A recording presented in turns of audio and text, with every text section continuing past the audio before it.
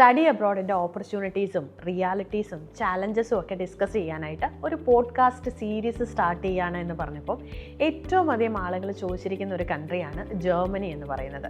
അതിൽ തന്നെ വളരെ സ്പെസിഫിക് ആയിട്ട് ജർമ്മനിയിൽ എങ്ങനെ ഒരു രജിസ്റ്റേർഡ് നേഴ്സായിട്ട് വർക്ക് ചെയ്യാം എന്നാണ് ആളുകൾക്ക് കൂടുതലും അറിയേണ്ടത്. ഇന്നത്തെ ഈ ഒരു പോഡ്കാസ്റ്റിൽ നമ്മൾ ഡിസ്കസ് ചെയ്യാൻ പോകുന്നത് ജർമ്മനിയിൽ എങ്ങനെ രജിസ്റ്റേർഡ് നേഴ്സായിട്ട് ജോലി ചെയ്യാം എന്നതിൻ്റെ സ്പെസിഫിക് ആയിട്ടുള്ള 7 സ്റ്റെപ്സ് ആണ്. സ്റ്റെപ്പ് നമ്പർ 1 എന്ന് പറയുന്നത് എലിജിബിലിറ്റിയാണ്.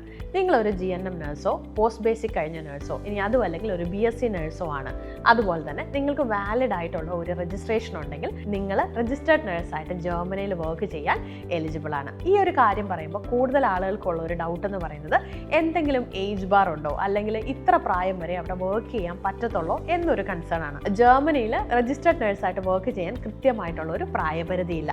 പക്ഷേ സാധാരണഗതിയിൽ ഒരു 20s അതുപോലെ തന്നെ mid-30s ഒക്കെയുള്ള ആളുകളാണ് എത്രയും പെട്ടെന്ന് ജർമ്മൻ്റെ പ്രോസസ്സിങ് കംപ്ലീറ്റ് ചെയ്ത് പോകുന്നതായിട്ട് കാണുന്നത്. അതുപോലെ തന്നെ മറ്റൊരു കൺസേൺ ആണ് എക്സ്പീരിയൻസ് ഇമ്പോർട്ടൻ്റ് ആണോ. ഒരുപാട് ഫ്രഷേഴ്സ് അത് ചോദിക്കുന്ന ഒരു ചോദ്യമാണ്. ശരിക്കും പറഞ്ഞാൽ ജർമ്മനിയിൽ രജിസ്റ്റേർഡ് നേഴ്സായിട്ട് വർക്ക് ചെയ്യാൻ എക്സ്പീരിയൻസിൻ്റെ ആവശ്യമില്ല. പക്ഷേ നിങ്ങൾക്കൊരു 1 ഇയറോ 2 ഇയേഴ്സോ ഒക്കെ എക്സ്പീരിയൻസ് ഉണ്ടെങ്കിൽ നമ്മുടെ പേഷ്യൻസിൻ്റെ സിറ്റുവേഷനും ക്ലിനിക്കൽ സിനാരിയോ ഒക്കെ ആയിട്ട് നിങ്ങൾക്ക് നല്ല കണക്ഷൻ ഉണ്ടാവും, നിങ്ങൾ നല്ല അവെയർ ആയിരിക്കും. അതുകൊണ്ട് തന്നെ ഇൻ്റർവ്യൂസ് വളരെ ഈസി ആയിട്ട് ക്ലിയർ ചെയ്യാനായിട്ട് ഈ എക്സ്പീരിയൻസ് നിങ്ങളെ ഹെൽപ്പ് ചെയ്യും. നിങ്ങളൊരു GNM നേഴ്സ് ആണെങ്കിലും BSc നേഴ്സ് ആണെങ്കിലും നിങ്ങളുടെ ഇന്ത്യൻ ക്വാളിഫിക്കേഷൻ ജർമ്മനിയിൽ വെച്ച് ഒന്നുകൂടെ ഇവാലുവേറ്റ് ചെയ്യപ്പെടും. അതുകൊണ്ട് തന്നെ ഈ ഒരു എലിജിബിലിറ്റി അല്ല എല്ലാവരെയും പിന്നോട്ട് വലിക്കുന്നത്.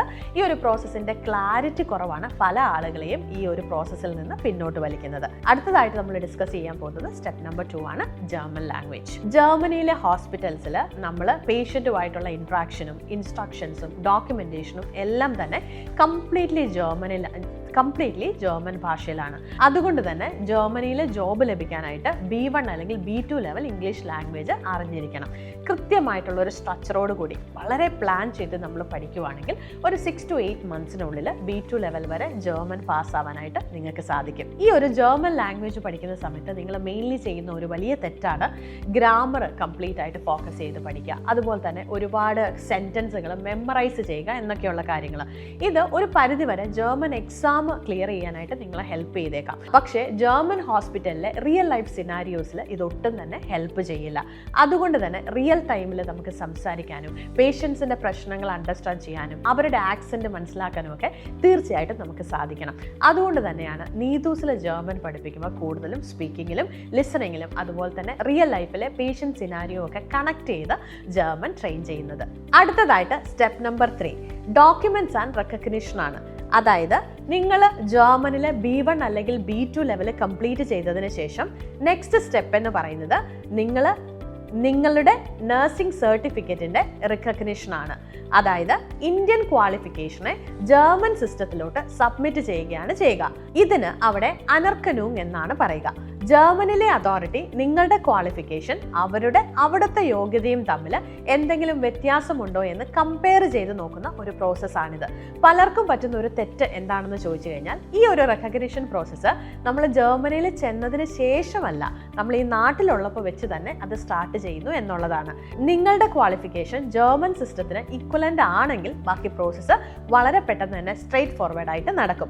ഇനി എന്തെങ്കിലും ചെറിയ ഗ്യാപ്സോ കാര്യങ്ങളോ ഉണ്ടെങ്കിൽ ജർമ്മനിയിൽ ചെന്ന ശേഷം ഒരു അഡാപ്റ്റേഷൻ പീരീഡ് അല്ലെങ്കിൽ ഒരു നോളജ് എക്സാം നിങ്ങൾ വീണ്ടും കംപ്ലീറ്റ് ചെയ്യേണ്ടതായിട്ട് വരും. ഡോക്യുമെന്റ്സ് മിസ്സിംഗ് ആവുകയോ അല്ലെങ്കിൽ ഇൻകറക്റ്റ് ആയിട്ട് ട്രാൻസ്ലേറ്റ് ചെയ്യപ്പെടുകയോ ഇൻകംപ്ലീറ്റ് ആയിട്ട് സബ്മിറ്റ് ചെയ്യുകയോ ഒക്കെ ചെയ്തു കഴിഞ്ഞാൽ ചിലപ്പം ഈ ഒരു ടൈം ലൈനിൽ ഒരുപാട് ഡിലേ വന്നേക്കാം. എന്നാൽ നിങ്ങളുടെ ജർമ്മൻ ലാംഗ്വേജും അതുപോലെ തന്നെ നിങ്ങളുടെ ഡോക്യുമെന്റ്സ് കറക്റ്റ് ആവുകയുമാണെങ്കിൽ പെട്ടെന്ന് തന്നെ നിങ്ങൾക്ക് അടുത്ത സ്റ്റെപ്പിലോട്ട് കിടക്കാം.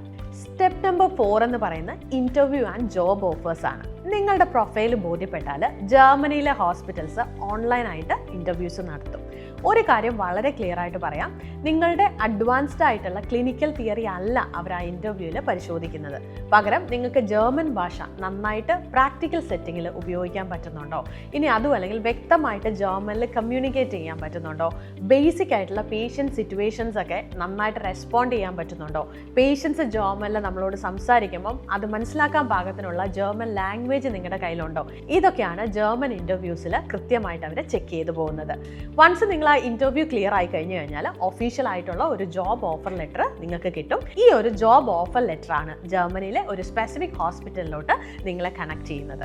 അടുത്തതായിട്ട് സ്റ്റെപ്പ് നമ്പർ 5, വിസ പ്രോസസ്സിംഗ്.